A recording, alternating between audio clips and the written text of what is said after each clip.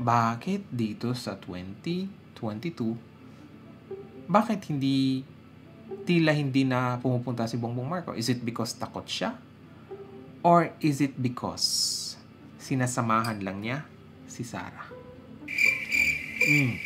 Diba? Kasi may nakarating talaga sa akin dyan before, mga kaloys, na the reason kung bakit daw hindi uma-attend itong si BBM sa debate is to protect Sara Duterte. Nung una, hindi ko maintindihan bakit ganun. Bakit ganun? Ang akala ko itong si Bongbong Marcos ay umiiwas sa sa mga dilawan na tanungin siya.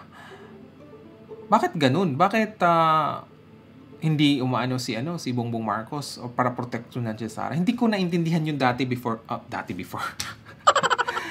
Dati, mga kaloys, hindi ko naintindihan bakit yun yung sinabi dun sa group chat.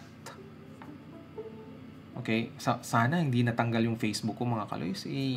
Papakita ko sana sa inyo yung na yun. Kasi di ba parang ni-reserve ko lang yun . Bakit hindi para proteksyonan si Sara? Bakit itong kinalaman ni Sara?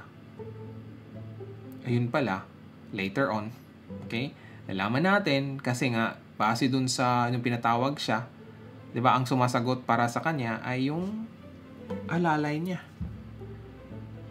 Hindi niyo ba na-observe yun, mga kalays? Kaya para sa akin, kung pag-usapan ng debate, kahit sinabi ni Maharlika na binigay niya in advance ang question, na hindi naman kinonfirm ni Sas Rogando, diba? Kasi tinanong ko si Sas, nagbigay ka ba ng advance question dun sa SMNI na yung kay Bongbong Marcos? Sabi ni Sas, hindi. So, it's Sas versus Maharlika. Diba? Pero knowing Maharlika, na lahat na lang ay bibigyan ng issue, may probability na hindi totoo na binigyan na in advance ang question kay Bongbong Marcos. May pinakita ba siya na screenshot or resibo man lang sa email or sa messenger na nag-send siya ng question? Wala. Right? So, mananitili yung natin na kasi siya ang nag-akusa, di ba? Yung burden of proof ay nasa kanya kasi siya nag-akusa na binigyan ko ng advance question si Bongbong Marcos, dapat nagpakita siya ng ebidensya. Nagets niyo yung point ko, mga kaloys. So, yun na nga, ang sagot ko dito, base sa aking na-observe at nasaksihan, mas magaling si Bongbong Marcos sa debate.